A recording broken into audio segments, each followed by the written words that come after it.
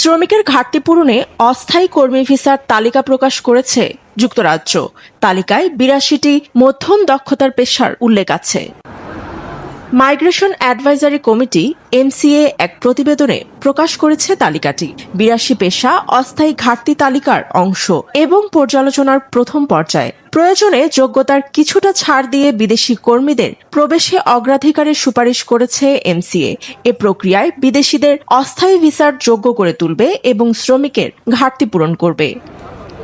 ব্রিটেনে যেসব খাতে কর্মী ঘাটতি প্রকট, মূলত সেসব পেশায় রয়েছে তালিকায়। প্রস্তাবিত তালিকায় আছে ইঞ্জিনিয়ারিং, আইটি, লজিস্টিক, অনুবাদক, ম্যানেজার ও মেডিকেল সহ অন্যান্য পেশা। কমিটির সুপারিশে কর্মীদের ৩ থেকে ৫ বছরের ভিসা দেওয়ার কথাও রয়েছে।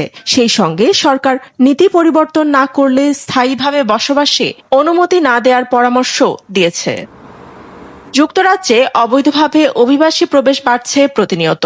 এ অবস্থায় মতামত জরিপে লেবার পার্টির পিছিয়ে থাকার কারণে চাপে আছেন কিয়ার স্টারমার সরকার। বিশ্লেষকরা বলছেন, ভোটারদের মন জয়ের উদ্দেশ্যেই অভিবাসন নীতিতে কঠোর অবস্থানে স্টারমার সরকার। এদিকে স্বরাষ্ট্র মন্ত্রণালয় বলছে, অভিবাসী নিয়ন্ত্রণ ও অর্থনৈতিক সমৃদ্ধি বজায় রাখতে এ পদক্ষেপ গুরুত্বপূর্ণ ভূমিকা রাখবে। আবেদনকারীকে ইংরেজি ভাষায় ন্যূনতম দক্ষতা থাকতে হবে এবং নিয়োগকর্তাদের কর্মী প্রশিক্ষণ ও নিয়োগের পরিকল্পনা জমা দিতে হবে। ২০২৬ জুলাইয়ে দ্বিতীয় ধাপে চূড়ান্ত হবে তালিকা।